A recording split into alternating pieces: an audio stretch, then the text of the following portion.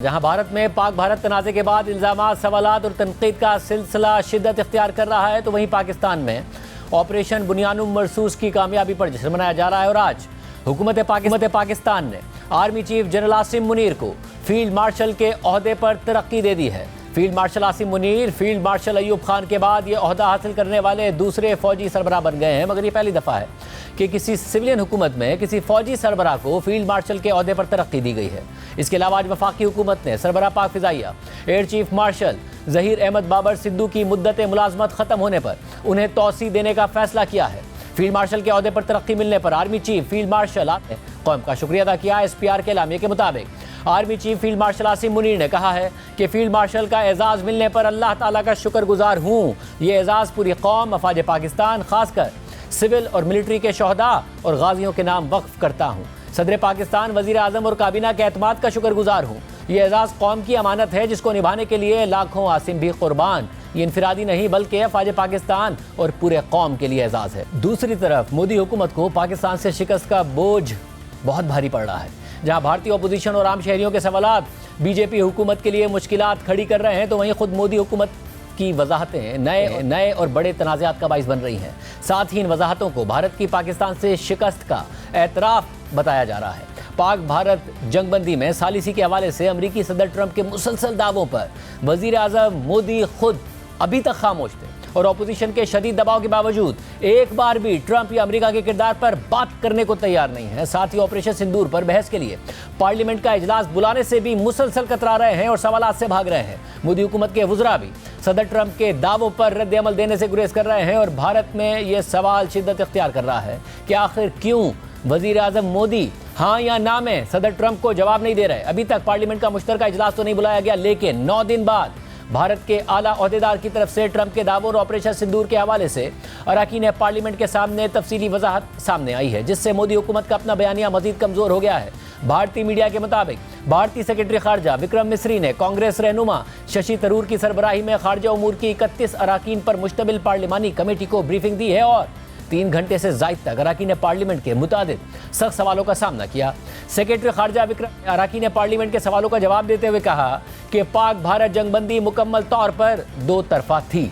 जंगबंदी में किसी तीसरे फरीक या अमरीकी सदर ट्रंप का कोई किरदार नहीं था। सीज़ फायर के लिए पाकिस्तान ने ही राब्ता किया। विक्रम मिस्री ने मजीद कहा कि भारत की अमरीका से मामूल की बातचीत हो रही थी, मगर जंगबंदी में अमरीका ने कोई सालिसी नहीं की। विक्रम मिस्री से सवाल हुआ कि फिर भारतीय हुकूमत ट्रंप को क्यों सेंटर स्टेज मुहैया कर रही है और क्यों सीज़ फायर के हवाले से उनके मुसलसल दावों की तरदीद नहीं कर रही है, भारत क्यों खामोश है। भारतीय मीडिया रिपोर्ट्स के मुताबिक विक्रम मिस्री ने इस सवाल का कोई खास जवाब नहीं दिया। तहम कुछ रिपोर्ट्स के मुताबिक उन्होंने ये ज़रूर कहा कि ट्रंप ने सीज़ फायर के हवाले से सोशल मीडिया पर दावे किए थे। उन्होंने किसी ऑफिशियल चैनल पर दावा नहीं किया जहां भारत अपना मौक़िफ़ रख सकता।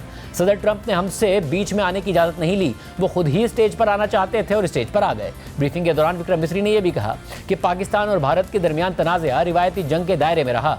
पाकिस्तान ने किसी एटमी हमले का इशारा नहीं दिया था। इस्लामाबाद से किसी एटमी धमकी या इशारे के कोई शवाहिद नहीं है। पार्लिमानी ब्रीफिंग के दौरान सेक्रेटरी खारजा से पूछा गया कि भारत के कितने तैयारे पाकिस्तान ने मार गिराए हैं, तो विक्रम मिस्री ने कौमी सलामती के खदशात का हवाला देते हुए सवाल का जवाब देने से इनकार कर दिया।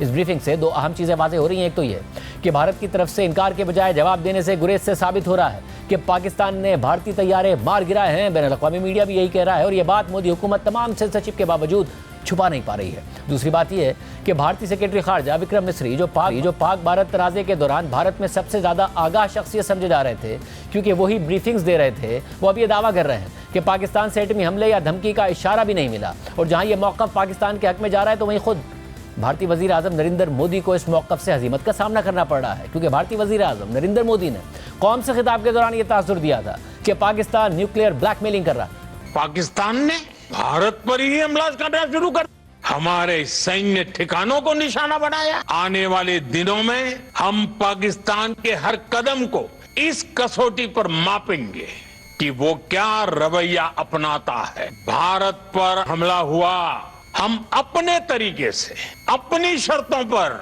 जवाब देकर रहेंगे। कोई भी न्यूक्लियर ब्लैकमेल भारत नहीं सहेगा। पानी और खून भी एक साथ नहीं बह सकता।